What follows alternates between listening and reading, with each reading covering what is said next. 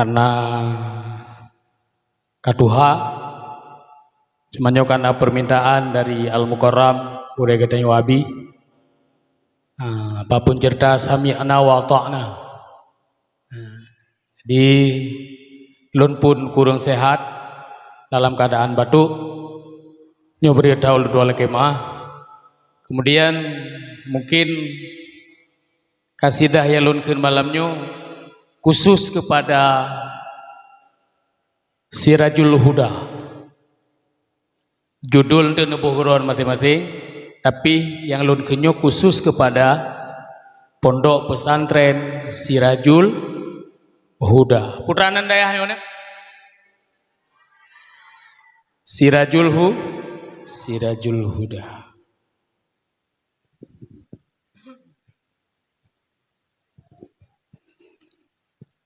Takalan besare ngan hati berata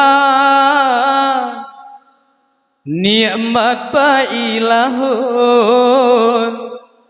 lam gampung tarasa megah mebetat harum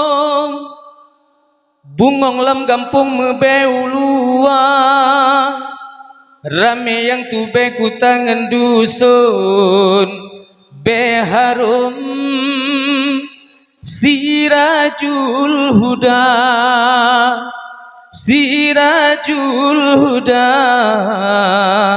Sirajul Huda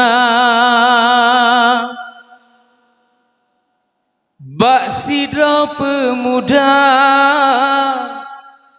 yang lahir di kampung gejak minta hukum yang Allah neridha susah ngan senang udah metonton daya lo nibung gede geteka Ba Abu Dawud muruna hukum popayung Sirajul Huda Sirajul Huda Sirajul Huda Geputuri Allah Geputuri Nabi Kuto dengan suci Betatu oh beda Urongan malam sampai kepike Supaya hasil terus cita-cita Santri lam dayah muruno sabe Lam perte Sirajul Huda Sirajul Huda Sirajul Huda Kadang gebri senang Susah pita rasa Bumbu dalam hudip Kesabaran benar Memacam ragam cobaan gebri Tanda ilahi sayang ke hamba Doa bagamu sampai ke abi Bak santri Sirajul Huda Sirajul Huda Sirajul Huda Tak sayang ke gure Tak sayang ke abi Geple nur ilahi Ilme lam dada